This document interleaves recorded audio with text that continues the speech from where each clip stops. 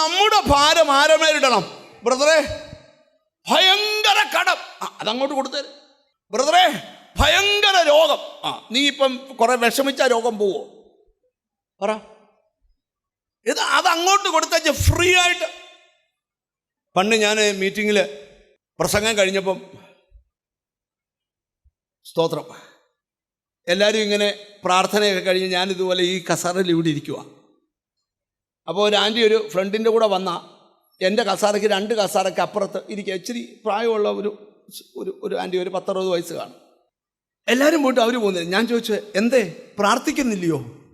അത് പ്രാർത്ഥിക്കാനായിട്ട് വന്ന, പക്ഷേ ഇപ്പം വിടുതൽ കിട്ടിയത് കൊണ്ട്. ഞാൻ ചോദിച്ചു, എപ്പം? അതെ, ഞാൻ ബാക്ക് 2ാമത്തെ റോയിലായിരുന്നേ. എന്നിട്ട് എനിക്ക് അന്നേ ബ്രദറെ അതിഭയങ്കര മുട്ടുവേദന, ഷോൾഡർ പെയിൻ, ഒരു ചെവിക്ക് ഭയങ്കര മന്ദത, എനിക്കെന്നാ തല നേരെ നിൽക്കുന്നില്ല.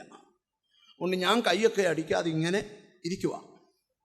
അപ്പോൾ തൊട്ടപ്പുറത്ത് അടിച്ചു പൊളിച്ച് ഒരു 16,000 രൂപയുടെ കാഞ്ചിപുരം ബനാറസ് പട്ടുമൊക്കെ കൊടുത്ത് പുള്ളിക്കാരത്തിയുടെ പക്ക ഒരു ആൻറ്റി അടുക്കലിരിക്കുന്നു. അപ്പം ഇവരെ കണ്ടപ്പോൾ എനിക്കങ്ങ് തോന്നി, ജീവിക്കുവാന്നേ ഇവളെ പോലെ ജീവിക്കണം. ജീവിക്കുവാന്നേ.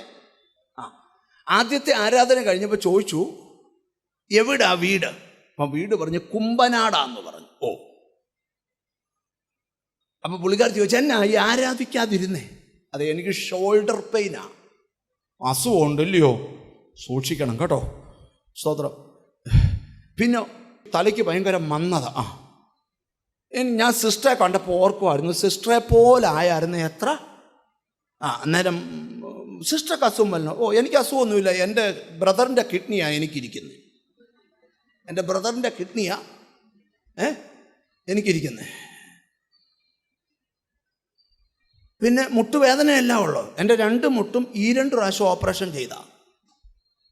പിന്നെ കൈയടിക്കുന്നേ. മനുഷ്യനായ അസുഖമൊക്കെ വരും. ചോദിച്ചാൽ അപ്പം ആൻറ്റിക്ക് എന്തോ സംഭവിച്ചു? എനിക്ക് മനസ്സിലായി, ഏറ്റവും കുറച്ച് അസുഖം കുറഞ്ഞ ആൾ ഞാനാണ്. അതുകൊണ്ട് എന്തോ വേണം? പ്രാർത്ഥിച്ചില്ലാലും ഞാൻ സൗഖ്യമായി. ഇപ്പം പെരുപ്പും തലയ്ക്കില്ല, കൈക്ക് വേദനയില്ല, കാലുവേദനയില്ല, പൂർണ്ണ. നമ്മൾ അടുത്തിരിക്കുന്ന ആടെ കാര്യം അറിയാത്തോണ്ടാ. വല്ലപ്പോഴും ആ മെഡിക്കൽ കോളേജിലെ ആക്സിഡന്റ് സെക്ഷനിൽ കൊണ്ടുവന്ന് കയറി ഇറങ്ങിയാൽ നീ നിന്ന് സ്തുതിക്കും. ഒറ്റ സഭായോഗം മുടക്കുമല്ലോ. എല്ലാം മനസ്സിലായി വരുന്നോ? ഹല്ലേലൂയ. ഞാൻ ഒരു ഒറ്റ ദൂത എന്ന് പറയത്തുള്ളൂ, നിന്റെ മനസ്സിൽ നിന്ന് ആ ഭാരം നീങ്ങിപ്പോകണം.